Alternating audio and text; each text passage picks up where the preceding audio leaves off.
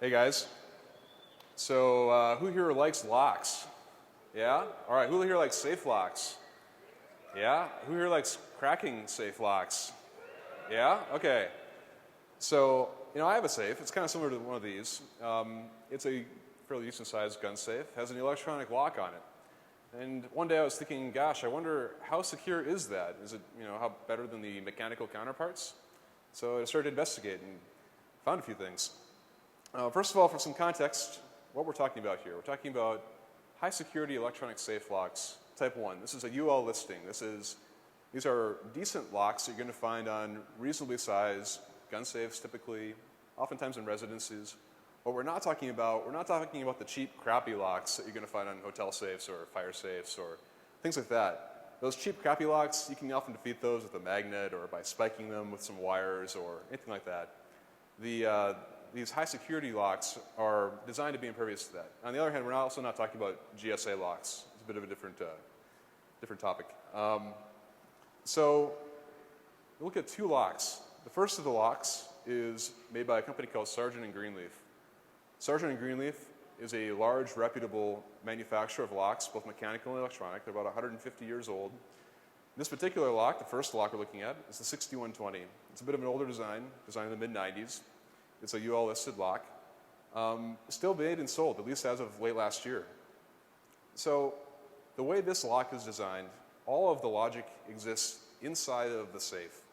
The only things outside of the safe are a keypad, which consists of a resistor ladder keypad and a user replaceable 9-volt battery.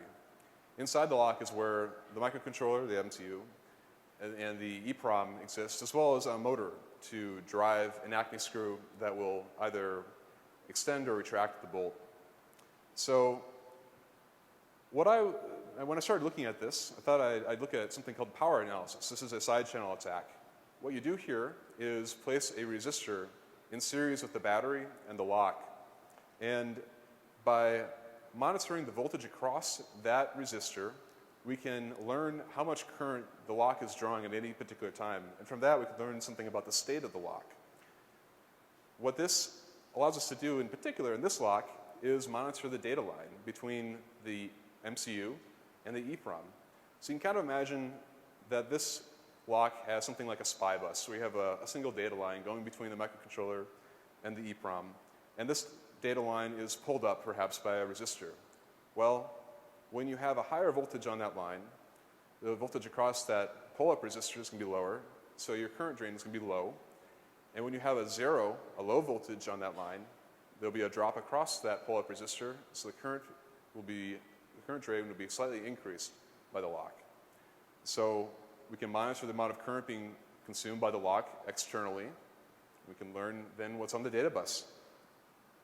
This is in fact a screenshot. I opened one of these locks up and probed both the actual data line as well as monitoring the amount of current being consumed by the lock in real time.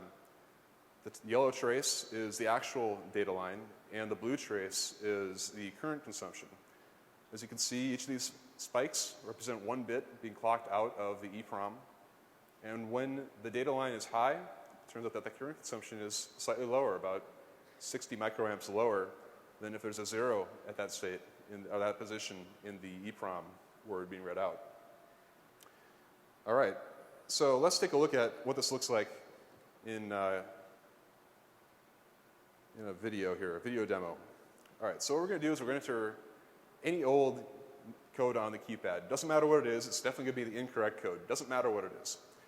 Now, in the background, we have a scope monitoring the current being consumed by the lock. And each of these little bursts is a word being read out of EEPROM. Now, the lock stores the code in EEPROM. So what we're going to do is zoom in, look at the first couple of these bursts. Each of these little spikes is 1 bit being read out of the EEPROM. Again, this is just the current consumption. This is all done externally from the safe, external to the lock. We go in, we zoom in, and we can see that the first 2 digits for the lock are 8 and 0. We go over to the next word being read out of EEPROM. And the next 2 digits in the actual key code are 1 and 9. And the final digits then, you can see, would be 4 and 5. Again, the lower current is a 1, higher current is a 0. So by starting with any old key code, the wrong key code, we learned what the right key code was by watching the current consumption of the lock. So let's go back over to the lock.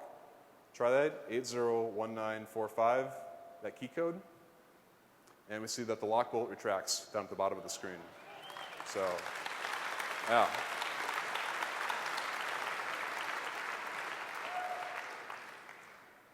So then, I thought, well, you know, that was a somewhat older lock. Again, it's still sold, but it was a kind of an older design. I wonder, have they improved? So I got a newer lock from Sargent and Greenleaf. Again, this is a Titan pivot bolt. This is part of the Titan family. Other locks in this family are the Titan D drive, basically the same internals. Same exterior components. It's a plug-and-play replacement for one of these older locks. Still a passive keypad on the outside, still access to the battery. Inside, it's a little bit different. Instead of having a separate microcontroller and EEPROM, we have a single chip doing everything. We have a STM8, which includes a few K of onboard EEPROM. So the old attack for the 6120, the older Sargent and Greenleaf lock, that doesn't work here.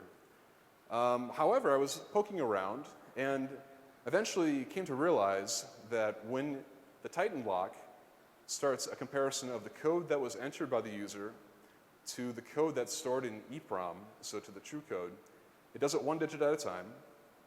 And if there's a mismatch, it will abort, break out of that comparison loop, and then go off and buzz and do some other stuff. So you might be thinking, gosh, that sounds like a timing attack, and indeed it is. In fact, there is a 28 microsecond difference per digit, depending on whether or not that digit is the correct digit. So what this lets us do is far more efficiently search the key space for the correct key code. Now, to do this, you need some markers. You need to know when to start the clock and when to end the clock. Turns out that once again, we can bring power analysis back into the fold, like from the older lock. We have a great marker for the start of a timer. This corresponds to when the user presses the pound key to indicate that they have entered the code. 29.6 milliseconds or so later, there is a second rise in the amount of current being consumed by the lock. And it's this difference between that first current marker and that second current marker that we can use to infer whether or not we have a match for a particular digit or a mismatch for a digit. That time will vary by 28 microseconds. All right, so how this would work. What you would do if you're using this to your advantage is you would start with some arbitrary key code. Then you would cycle through the various values for the first digit, 0 through 9. And you would keep the other digit values fixed. So you'd go 0, et cetera, then 1, et cetera, and then you would look at the time required to go between those two current markers, and whichever value for that digit had the longest time delay, that's the correct value for that digit. All right. So in this example here, we found that the first digit is 9. All right, once we found the first digit, we repeat the cycle with the second digit. We use the digit we just found, and then cycle the second digit through 0, then 1, then 2, then 3, then 4, etc., holding the remaining digits fixed. And repeat this again off until the fifth digit. So this allows us to much more efficiently search through the possibilities for this key code. The 6 digits is a special case. We'll get to that in a little bit, but the timing attack works great for the first 5 digits. Now, you might be wondering, well, how does that actually look in the real world? And this is how it looks. This is looking at a zoomed-in version of the second current rise. This is the second marker that we're using. And at the top of the scope shot, we can see overlaid different runs where there were 0 digits correct, and then 1 digit correct in sequence. And then where there were 2 digits, the first 2 digits were accurate, and the remaining were wrong. And then where there were 3 wrong, accurate and then wrong, 4 and 5. So as we got more digits correct in series, we extended out our time delay. It's still a problem though, because this lock includes a feature called a penalty lockout.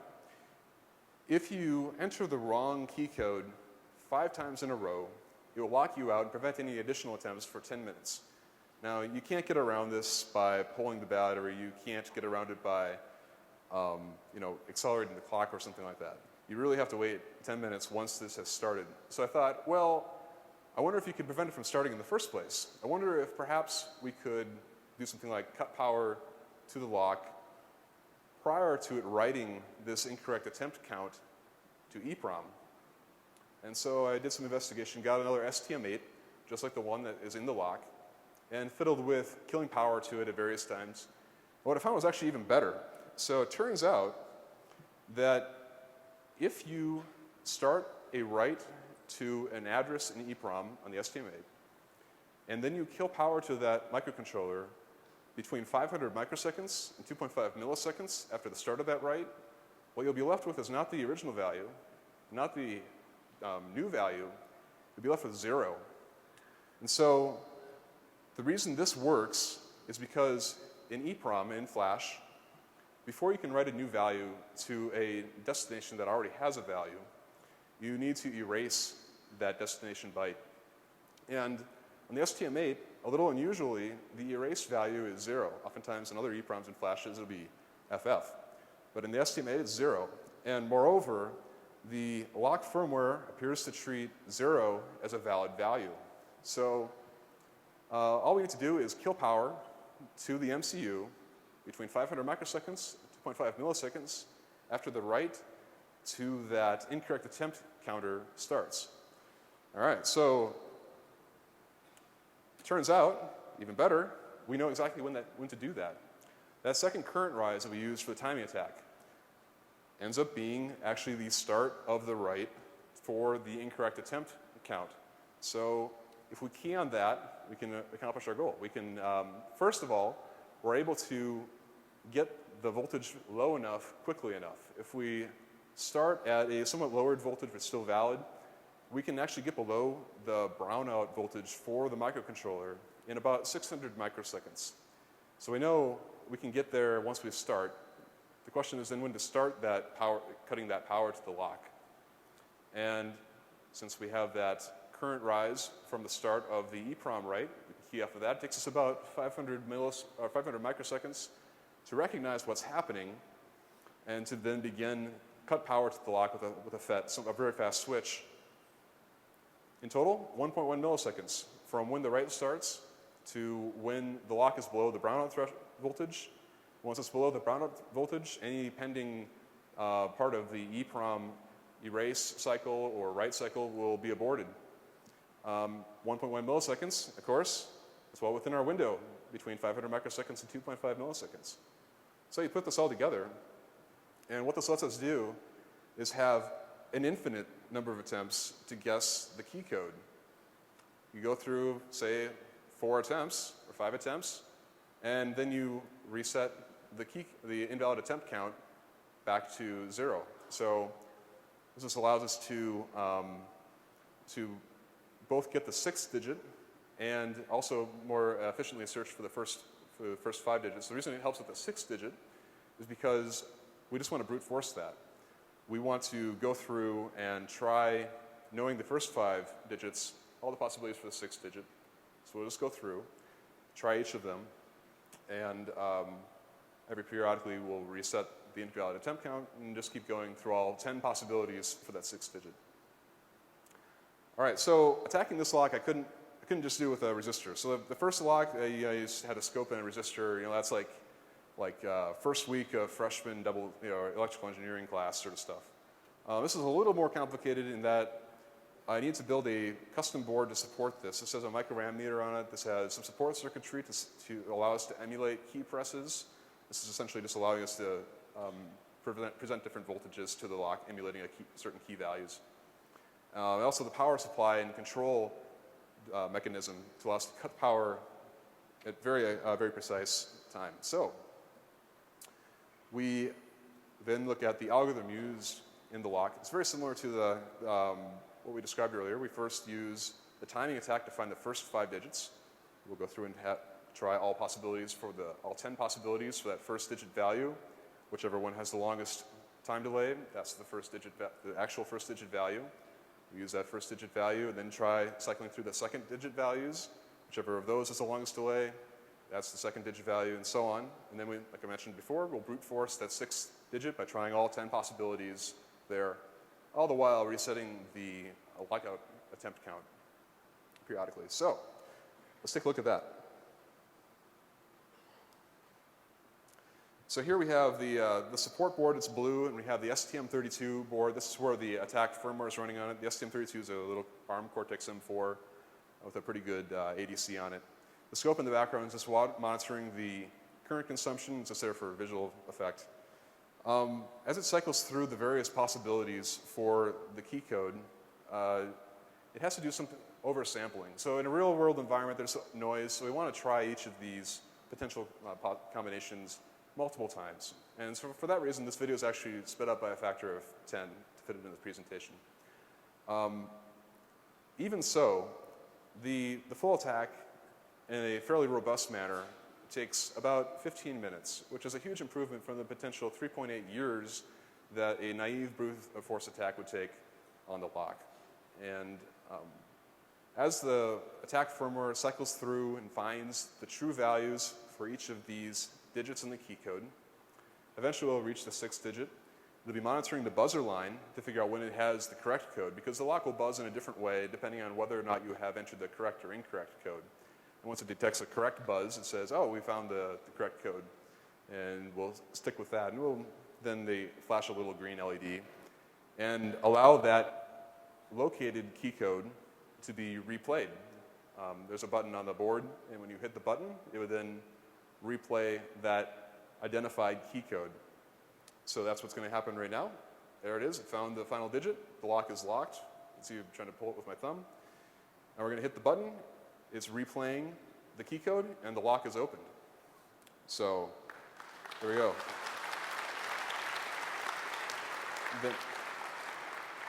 Then after 5 seconds, the lock will relock itself automatically. All right. So, having said all that, burglars are not going to bother with this. They're just going to use a crowbar or the hydraulic jack from your garage or something like that. Maybe if they're really fancy, they'll use a torch, but that's really only movie stuff. I think the more interesting thing here is perhaps applicability to other systems. And we see other systems that have these sorts of lockout mechanisms, maybe phones or other locks. And I wonder if maybe there might be something similar that could be applied there. And, the shame is that each of these issues is actually fairly easy to fix in software. Even the original lock, which seemed like a hardware issue, that could be addressed in software if they just didn't store the data, the key code in clear text. I mean, don't store your data in the clear. I think, you'd think that would be common knowledge, but I guess not. So then the timing attack, what you could do to mitigate that would be to do your comparison in constant time. Don't abort your search or your comparison loop early if there's a mismatch. Go through all through the way through the end. The EEPROM manipulation, a little more complicated. The way you'd get around that, or the way you'd defend against this attack, is to assume failure first. So assume that the user will enter the wrong code and increment that invalid attempt count first, and then if they ended up actually entering the right code, then clear that out. Enter a 0 for that. That would still leave you with the possibility of erasing it, forcing an erasure of that destination. But what you could do with there is treat the erased value for whatever method, wherever you're storing this data, Flash or EEPROM or wherever, treat that value as an invalid value. So instead of treating 0 as 0, why not treat that as invalid and maybe relock it harder?